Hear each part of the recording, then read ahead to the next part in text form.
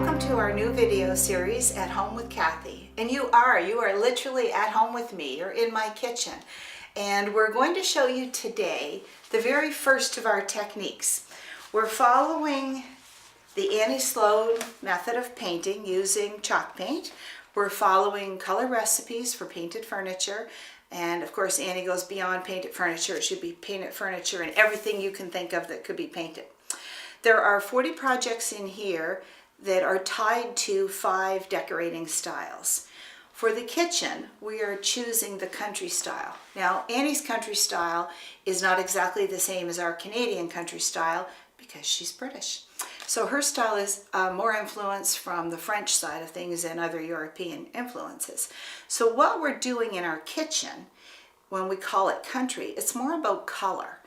And in a kitchen, there aren't that many things that you can have that have color. You have your kitchen cupboards, which are usually the biggest thing in the kitchen and have the most impact. The next thing is the counter. In our case, when we bought this house a few months ago, we've inherited this lovely green counter, and we're going to have to figure out if we can do something about that, because it's not going to match our beautiful new painted kitchen. But these doors all had melamine on them. And in a few minutes, we're going to show you the technique we use to remove that melamine. When you start painting a kitchen, there are things to think about. One of the most important is that you have maybe 24 cupboard doors, and if you don't number them all and put them on a little diagram, you're never going to get them all back the right way. That's the voice of experience telling you that. So we've chosen our colors for this room based on our country style. And that's straight from this book. So you can see I've got a bookmarked country. It's going to take us through a number of techniques. Now, in this book, Annie may choose, like in this case, she did chairs. Well, I don't have a table with chairs in my kitchen. So the color and the technique she used here, I'm going to do on the backsplash, on the tiles. But you can see she takes a moment to make a little color graph, if you like a little reminder of all the colors you're going to use in any one room or color story. So I've done the same thing. I've looked at all of the things that fall into the country collection, and I've come up with the colors that we are going to use based on what Annie recommends, and I've done a cheat sheet. So I have 2 cheat sheets. I have a small one that I could take with me if I'm looking for fabric or accessory or something else that I need to make this come together. Sometimes when you're working with something, you don't always know what the end is going to look like. So you are sometimes looking for something that pulls all your colors together or creates the impact you wanted, especially if you're doing everything all a solid color. I also make a great big cheat sheet. This is my storyboard. That's Nacho, who's giving me a vote of appreciation for my storyboard. But here I've got a small diagram of my kitchen. Now I'm only showing you the front end here where the window is, but basically the same thing's going to happen all around the kitchen. All the doors are going to be painted now that they've been stripped of their melamine. We're changing out some of the hardware so that it all matches. And then we will be, once we have all the doors done and sealed, we'll be tackling the tiles. So that'll be the next segment for this room. But what I've done here is I've given a nice wide swath of each color so that I can match things. You'll also notice over here I'm playing with what we might do for the colors of the cabinets. We've done a base color on all the walls in the house now, and we've chosen something called Honey Infusion from Behr Paints. So what I was a little bit afraid of was that my cream was going to fight with my Honey Infusion. We picked the paint color for the walls first because, number one, it's a huge job to get all the walls painted. We also wanted something that would be sort of a blank canvas for us to put our Annie Sloan chalk paint colors against. And that Honey Infusion's a very neutral kind of yellow. It's warm on cool days, it's cool on warm days, so we really like the way it's playing out in the downstairs. So because I was afraid cream might be too creamy and too close to the wall paint color, I'm playing with a country gray. Country gray and cream seems to give me a really nice look. So these are the colors that I'm playing with. And to be perfectly honest, sometimes you have to put a color on the door, let it dry, and stand back and look at it the next morning. So today what we're going to do is we're going to start with the very beginning of the process. You've chosen your paint color. You are now ready to paint your cabinet doors. How do you start? The very first thing you have to do is, if you have melamine, such as we did from the 80s, you have to take the melamine off. Now I'm going to show you how to do that. It's pretty easy, and if yours is as old as ours was, it really came off with very little difficulty. If you are working with painted doors, you are going to have to wash them all really, really well. And later on, we are going to go through a segment where we show you how you wash to make sure it's done really well. You need a good dish detergent, something such as Dawn or Sunlight. These are both really good grease lifters, and if you don't get the grease off, it's going to actually come through as a little mark on your paint because the paint is porous. So your prep is really important. You've got it all washed, and if it was painted or it did have varnish on it, you might need to sand anything that's lifting. Or let's say even if it had a big gouge in it and you didn't want to see that, because all those things are going to show up on the paint when you paint it, on the doors or drawers or whatever it is. Now's a good time to fill in that hole or that gouge and sand it off. You might need to prime it a little bit if it's a big gouge, because you just want to know what it's going to look like before you start painting. But your prep should all be done before you ever open the can. So we're going to take the melamine off of these cabinets. It's starting to come off almost by itself in places, but it's also, like you can just see, I can just take my fingernail and crack this open. But it's not going to peel off necessarily easily all the way around. First thing I'm going to do is remove the hardware. Now, my hinges are hidden, they're in the back, so I don't need to worry about that because I'm not taking the melamine off the back of the cupboard, I'm only taking it off the front. The front is where it's had the light and it's started to discolor. So you can see that in places it comes right off. I just peel it off. If I get any resistance, I'm going to take a hairdryer and go. This is like when it was put on. Actually, it's a little scary how fast this goes. I asked my other half if he would give this a shot when we were starting the kitchen. And he said, well, I'll just see how hard it is so you know before you do your video series. When I came home that afternoon, everything was done in the kitchen. He couldn't believe how fast it went. So there you go. I just stripped the whole thing off. This is plastic. It's going to probably go in your garbage. I just kept a box ready. So let's say the next one's a little harder. What if I can't get it started? I'm going to break into it using a putty knife. But, again, I have to take off my hardware here. If I can't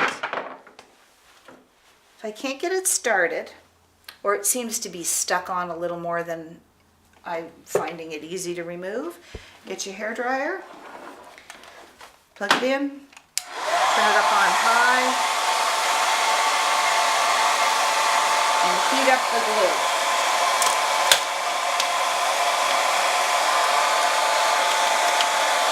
I can see where it's in the corners here, it's a little more difficult.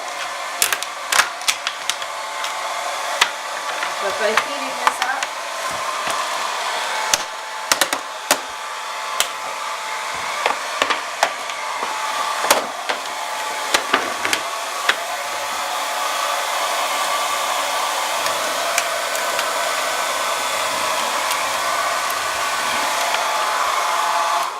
tickety-boo, the whole thing just comes off.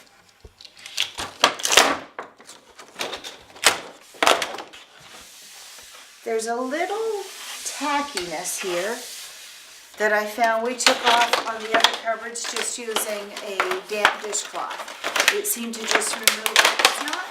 It's not sticky. It's just the end of the glue, the residual glue that's here. The other thing that's really kind of neat about this, if you have a close-up look here, you can see the glue actually took off all of the sawdust that might have been on there that was left from rotoring. So you really are getting rid of almost everything on here, and it's ready to paint without doing any more prep. The one exception would be if, and we're going to show you that, a cupboard that maybe had the melamine glued back on because it did start to lift. And that's one door we're going to show you in a moment that we're probably going to have to do some sanding on. But look at that. You are ready to paint. So you've got your doors stripped or washed, and they're all ready to go. The next thing I do is I make a diagram. I'm actually going to draw my kitchen, and I would do each wall, and I would say I have 2 doors here, knobs, and I have 1, 2, 3, 4 drawers here. So I would just, you do not have to be an artist, but if you don't take this time to do it, I guarantee you you're going to have doors that don't fit where they were supposed to. Even though they looked identical, they may even measure the same. But today's kitchens have all been installed and then everything's been tweaked to fit. So you need to make sure that you've put your doors back where they belong. So I'm going to do this. I'm going to go along. I'm going to do the other side. Have a single door under the sink. It doesn't have to be to scale. There's no competition here for artist effect. It's just to make sure that everything, you have 2 doors, another door over here that's open. So then what I'm going to do is I'm going to number them. Number 1, number 2. So this is going to be my number 1 door. Take a little piece of painter's tape, write number 1 on it. Open your door before you ever take it off and put number 1. Do the same thing, number 2. And if there are 2 of you, this goes even faster, but it's such an important step, and it only takes a second. Most of the time, we aren't going to paint the inside of our cupboards. The melamine tends to be in much better shape because it wasn't exposed to light. Of course, as soon as you close the cupboard door, it's all dark in there, and it's the light that tends to yellow the melamine or break it down. So, my doors up now, let's just pretend I've gone all around. I do every cupboard door in the kitchen, and I will be doing that before we start the project. The next thing is to remove the hardware. A screwdriver will do it, but if you have as many cupboard doors as we do, that's going to take you a while. So just take your door handle off. In the essence of always knowing where something is, when you live with a cat like we do, we put the screw back in the end of the hardware, and I start a little bolt. Now, obviously this isn't going to be big enough to do the whole kitchen, but I'm going to put that in there just so I know where it is. And then I'm going to also start by taking off. These ones are European hinges, so they're hidden. To make it easier to paint, I'm going to take off the hinges and pop the door from the little holder that these sort of have a little dent in them. So now, essentially, I'm all ready, but I discover something here. This is a little piece of the melamine that was under the handle, so that has to come off. My melamine stripper stripped without taking all the handles off. So that's the melamine, it just comes off. I'm going to throw that in the garbage. And basically, because this was MDF, it didn't have, and I just stripped the melamine off it, it's not dirty. I don't need to clean this. What I do need to do is look and see if there's any glue residue. And if we can take a look at this cabinet, you can see that here, this cabinet has a whole different color going on from some of the other cabinets.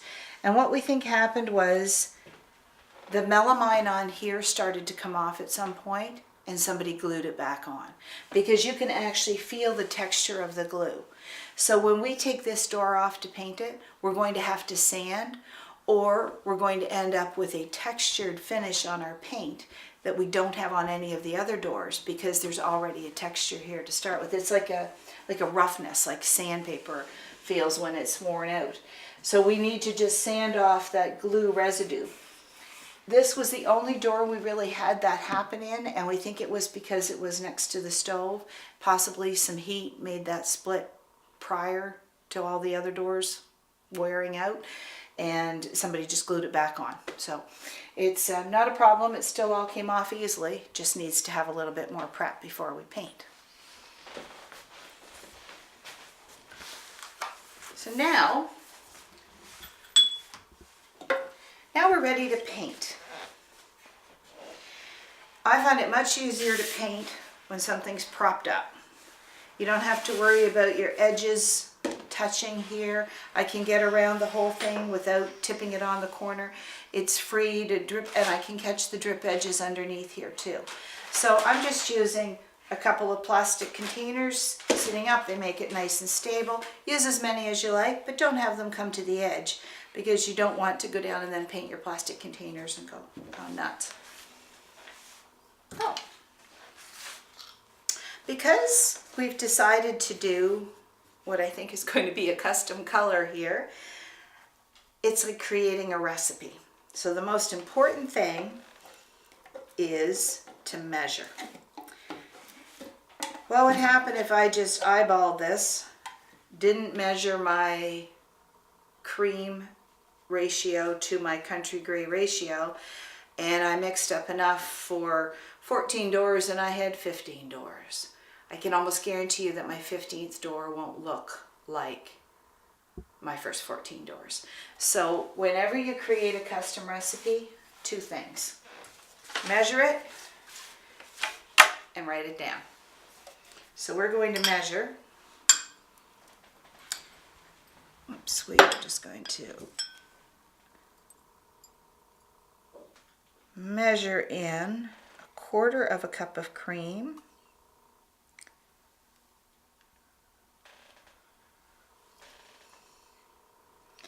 try and get it as accurate as I can, which is why I'm using, and I like using metal measuring cups because the paint can sometimes stain and I don't want it to stain.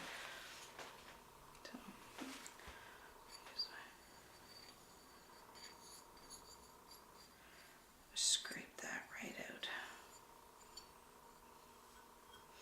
So that was 1/4 of a cup of cream, and I'm just going to grab a cloth here.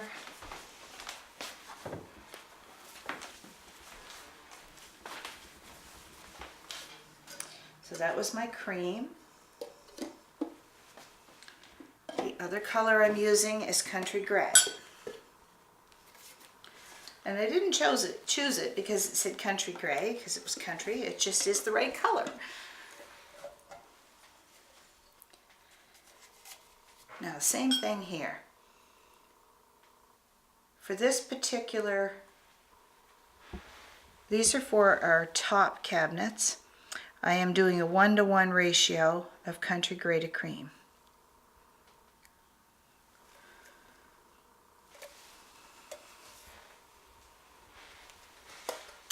When you're working with the chalk paint, one of the things to remember is that it will begin to dry out, particularly when you're working in the winter, because we have our central heating on and our houses are drier. Typically we heat with wood, so we find we do have a drier house.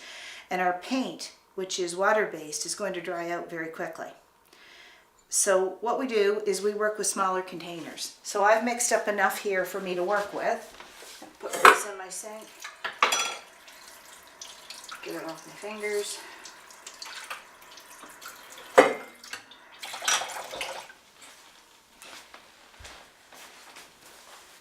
And just dry my hands off a little bit here.